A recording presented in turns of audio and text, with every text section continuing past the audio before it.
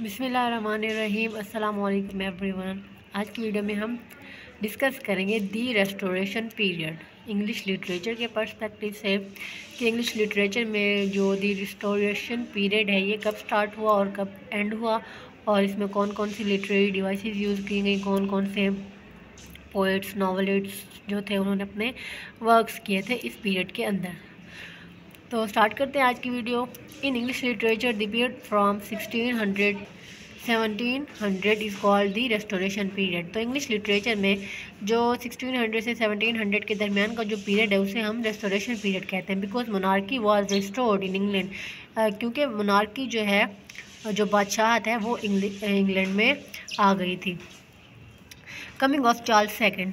Charles II, the son of Charles I, who had been defeated and beheaded, came back to England from his exile in France and became the king.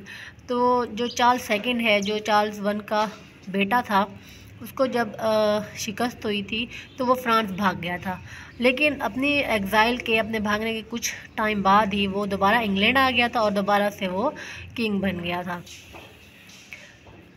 As of Dryden. It is called the age of Dryden because Dryden was the dominating and most representative figure of this age. तो जो John Dryden है, इस as को as of Dryden भी कहा जा सकता है, क्योंकि जो जॉन ड्राइडन है वो इस एज के प्रोमिनेंट फिगर समझे जाते हैं। नेक्स्ट है defeat of Puritans. As the Puritans who were previously controlling the country and were supervising her literary, moral and social standards were finally defeated. तो इस रेस्टोरेशन से पहले की जो एज थी उसको प्योरिटन एज कहते हैं। जो प्योरिटन जो थे उनको फिर डिफीट दे दी गई थी, उनको शिकस्त दे दी गई थी रेस्टोरेशन पीरियड में। जो कि प्योरिटन जो थे वो पहले इंग्लैंड के ऊपर उनका राज था। इंग्लैंड में जो प्योरिटन्स थे उनके अपने जो प्रिंसिपल्स थे वो राज थे, लेकिन फिर प्योरिटन्स को डिफीट कर दिया गया था, शिकस्त दे दी गई थी और फिर प्योरिटन का जो टाइम पीरियड है वो ख़त्म हो गया था। A reaction was launched against whatever they held sacred. और जो चीज़ भी प्योरिटन सैक्रेड समझते थे, अच्छी समझते थे, उसके खिलाफ रिएक्शन जो है वो स्टार्ट हो गया था। नेक्स्ट है licentiousness. All restraints and discipline were thrown to the wind and a wave of licentiousness and frivolity swept the country. अब क्योंकि चार्ल्स सेकंड जो है वो इंग्लैंड में वापस आ गए थे, तो लाइसेंशियसनेस का मतलब होता है अय्याशी और फ्राइवॉलिटी का होता है बेहूदगी। तो जितने भी प्रिंसिपल्स थे प्योरिटन्स के, उन सबको ख़त्म कर दिया गया था, और जो अय्याशी की ज़िंदगी जो थी और बेहूदगी और इस किस्म की जो एक तरह से फ्री माहौल जो था वो राइज हो गया था फिर इंग्लैंड में चार्ल्स सेकंड कहने के बाद। Charles second and his followers who had enjoyed a gay life in France during their exile did their best to introduce that type of foppery and looseness in England also. तो इससे पहले जो as थी, puritan as थी, उसके अंदर morality और principles, rules, laws, regulations, इनके ऊपर बहुत फोकस किया जाता था। लेकिन जब चार्ल्स सेकंड की जो गवर्नमेंट है आई और जब चार्ल्स सेकंड जो है वो बादशाह बना इंग्लैंड का, तो वो और उसके फॉलोअर्स जब एग्ज़ाइल में थे, तो जो चार्ल्स सेकंड था उसने अपनी लाइफ जो है वो अय्याशी में गुजारी थी, बिल्कुल फ्रीडम में गुजारी थी। और जब वो इंग्लैंड आया, इंग्लैंड के ऊपर उसने कब्ज़ा किया, तो फिर उसने वही कुछ इंग्लैंड में भी करना स्टार्ट कर दिया था। Renouncing old ideals. They renounced old ideals and demanded that English poetry and drama should follow the style to which they had become accustomed in the gaiety of Paris. तो जो old ideals थे, जो puritan के जो principles थे, rules and regulation थी, morality थी, उनको एक तरह से एक साइड पे फेंक दिया गया था, और ये डिमांड की गई थी कि जो इंग्लिश पोइट्री और ड्रामा है उसको जो चार्ल्स सेकंड की जितने भी रूल्स एंड प्रिंसिपल्स हैं उनके अकॉर्डिंग ही लिखा जाना चाहिए। और इस तरह जो ओल्ड आइडियल्स थे, जो ओल्ड कस्टम्स थे, बिलीफ्स थे, उनको ख़त्म कर दिया गया था। French writers, instead of having Shakespeare and Elizabethans as their models, and the poets and dramatists of Restoration period began to imitate French writers and especially their voices. तो French writers जो थे उनको ज़्यादा इमिटेट किया गया था बनिस्बत Shakespeare and Elizabethan के।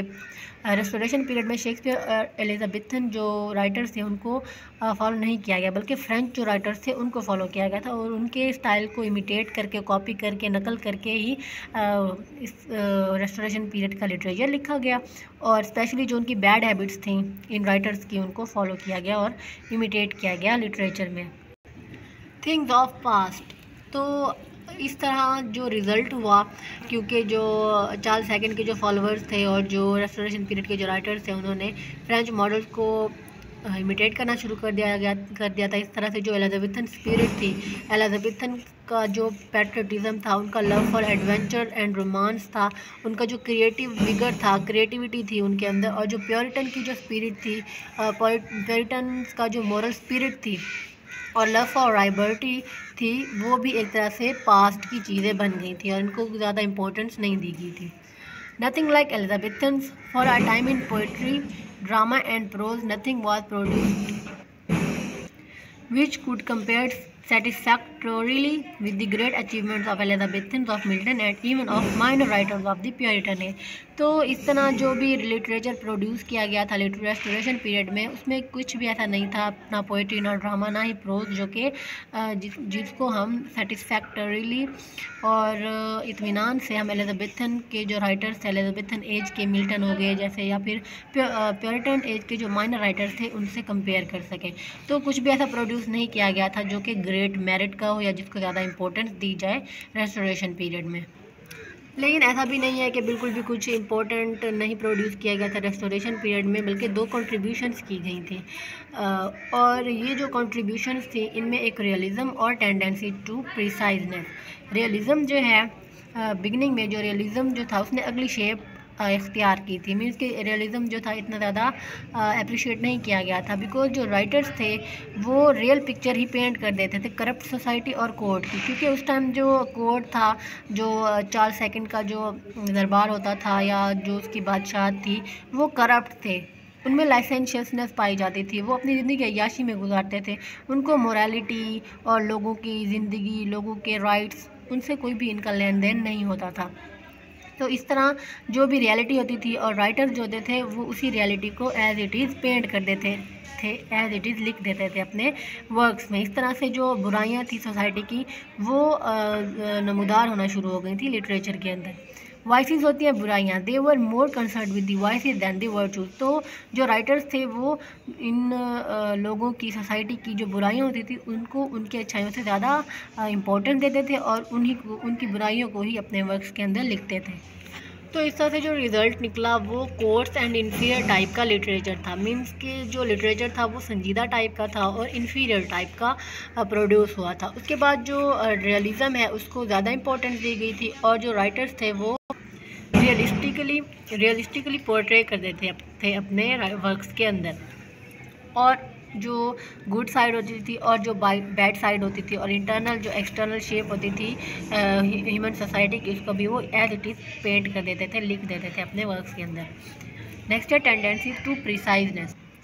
Tendency to preciseness ultimately became the chief characteristic of this period, made a lasting contribution to English literature। Tendency to preciseness होता है कि प्रिसाइज वे में लिटरेचर को लिखना, शॉर्ट एंड क्लियर सेंटेंसेस में उसको लिखना और इतना ज़्यादा लंबी चीज़ ना लिखना। मीन्स के ज़्यादा जैसे मटेरियल हो जाता है लिटरेचर का, पोइट्री का, ड्रामा का, तो इसको प्रिसाइज वे में वो अपना लिटरेचर जो उन्होंने कंपोज किया था। Directness, it emphasize directness and simplicity of expression and contracted the tendency of exaggeration। और exaggeration की टेंडेंसी जो थी उसको उन्होंने ख़त्म कर दिया था। वो किसी भी चीज़ को बढ़ा चढ़ा के नहीं लिखते थे और सिंपल स्टाइल में लिखते थे और डायरेक्ट जो बात होती थी उसको वो अपने लिटरेचर में पोर्ट्रे करते थे। Short clear sentences, reasoning. The restoration writer under the influence of French writer gave impresses to reasoning. Reasoning जो थी, अकल का इस्तेमाल करना, अपने जहन को इस्तेमाल में लाना, इस चीज़ को ज़्यादा इंपॉर्टेंस दी थी रेस्टोरेशन राइटर्स ने। They evolved an exact precise way of writing consisting of short clear cut sentences without any unnecessary word. तो वो शॉर्ट क्लियर और डायरेक्ट वे में अपनी बात लिख देते थे और कोई भी अननेसेसरी वर्ड को यूज़ नहीं करते थे। The Royal Society. The Royal Society enjoined on all its members to use a close, naked, natural way of speaking and writing as near the mathematical plainness as they can. तो जो royal society थी और उसके जो members थे वो अपने works को, लिटरेचर को एक क्लोज, नेक्ड और नेचुरल वे में लिखते थे, natural way of speaking and writing में लिखते थे, और मैथमेटिकल प्लेननेस जो होती थी उसको वो शो करते थे अपने वर्क्स के अंदर। कोई भी अननेसेसरी चीज़ जो है वो नहीं लिखते थे। नेक्स्ट है Dryden's heroic couplets. Dryden accepted this rule for his prose and for his poetry. तो जो ड्राइडेन था उसने हीरोइक कपलेट्स के अंदर अपने वर्क्स लिखे थे। He adopted the easiest type of words from heroic couplets, और जो ईजीएस्ट फॉर्म होती है हीरोइक कपलेट्स उनको उन्होंने अपने वर्क्स के लिए यूज़ किया था। Classical style. Under Dryden's guidance the English writers evolve a style precise, formal and elegant.